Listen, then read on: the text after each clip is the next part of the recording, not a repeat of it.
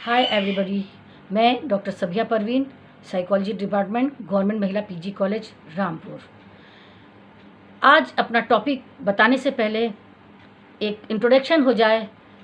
जैसे मैं आपसे प्रभावित होकर ये लेक्चर कर रही हूँ और आप सुनकर इससे लाभान्वित हो रहे हैं। हम आपसे और आप हमसे जो प्रभावित होकर ये जो व्यवहार हो रहा है, इसको इंटरेक्शन कहते हैं। यस, समझ गए होंगे। आज हम लेते हैं सोशल इंटरेक्शन के बारे में। सोशल इंटरेक्शन, हम और आप सब सामाजिक प्राणी हैं।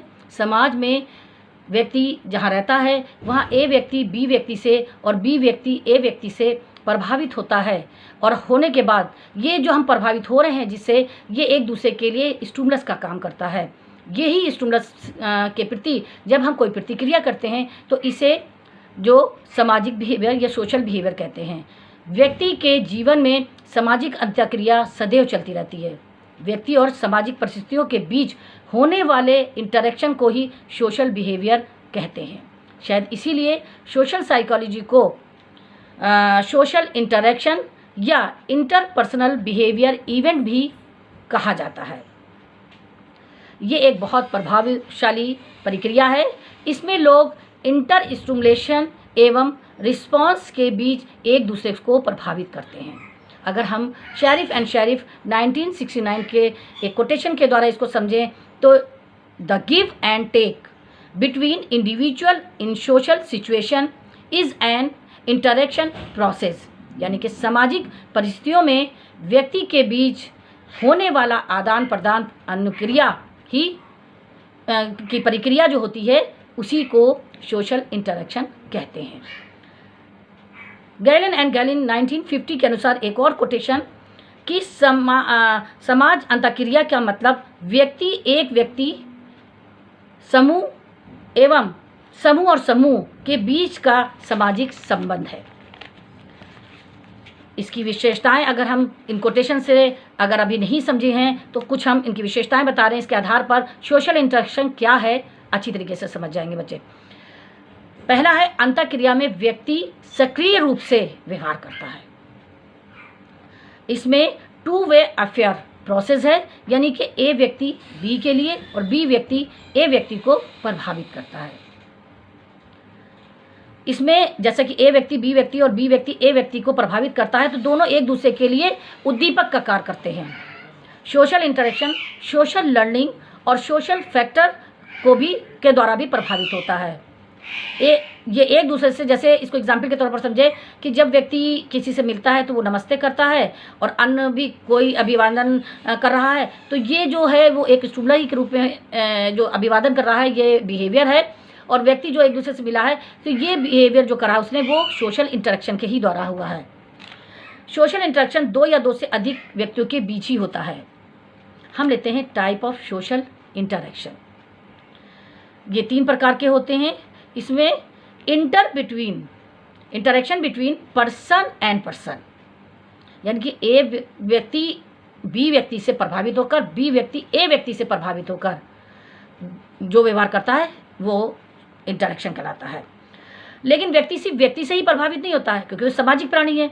तो एक व्यक्ति अपने समूह से भी प्रभावित होता है। जब समूह से भी प्रभावित होकर कोई व्यवहार करता है तो वो जो है वो कौन सा प्रकार का सोशल इंटरेक्शन होता है, लेकिन वो इंडिविजुअल एंड ग्रुप होता है। इसके अलावा ग्रुप और ग्रुप से भी प्रभावित होकर व्यक्ति व्यवहार करता है। एक समूह में कोई चीज़ होती है, दूसरा भी व्यक्ति उसमें कुछ नॉर्म्स कुछ वैल्यू एटीट्यूड्स होते हैं, क्योंकि हर ग्रुप में समूह में या समाज में तो व्यक्ति मानता है। जब उससे प्रभावित होकर या समूह से प्रभावित होकर कोई व्यक्ति व्यवहार करता है या समूह व्यवहार करता है तो वो इस प्रकार में आते हैं और ये भी सोशल इंटरेक्शन के अंतर्गत आता है। हम लेते हैं सामाजिक अंतःक्रिया। सामाजिक अंतःक्रियाओं के कितने प्रकार होते हैं? ये इसमें 2 प्रकार के उद्दीपक जो हैं इसमें कार्य करते हैं। एक होता है प्राइमरी स्टिमुलाई और दूसरा है सेकेंडरी स्टिमुलाई। प्राइमरी स्टिमुलाई जो होते हैं इसमें भी बहुत सारे स्टिमुलाई हैं जो व्यक्ति को इंटरेक्ट करने के लिए प्रभावित करते हैं। इसमें क्या है, ये जो प्राइमरी स्टिमुलाई हैं ये प्रत्यक्ष रूप से व्यक्ति को प्रभावित करते हैं। जैसे हाव भाव यानी कि गेस्चर जो होते हैं, और इसमें भी कई तरह के हैं, जैसे इमोशनल है, प्रदर्शनात्मक हाव भाव है, और चित्रण के द्वारा है, चित्रित करके द्वारा है। जैसे हम पहला लेते हैं संवेगात्मक हाव भाव। संवेगात्मक हाव भाव से मतलब होता है कि हम किसी से प्रेम से आगे बढ़े और वो भी प्रेम से आके हमसे हाथ मिलाया, गले लगाया, तो ये संवेगात्मक हाव भाव हैं। और यह प्रदर्शनात्मक होता है, जैसे किसी को सुझाव देना या संकेत करना कि इधर आओ, या इशारे से कहना। तो ये जो इस टाइप के होते हैं, ये प्रदर्शनात्मक हाव भाव होते हैं। ये भी हमारे व्यवहार को प्रभावित करते हैं। इसके अलावा है चित्रित हाव भाव, यानी कि ग्राफिक गेस्चर।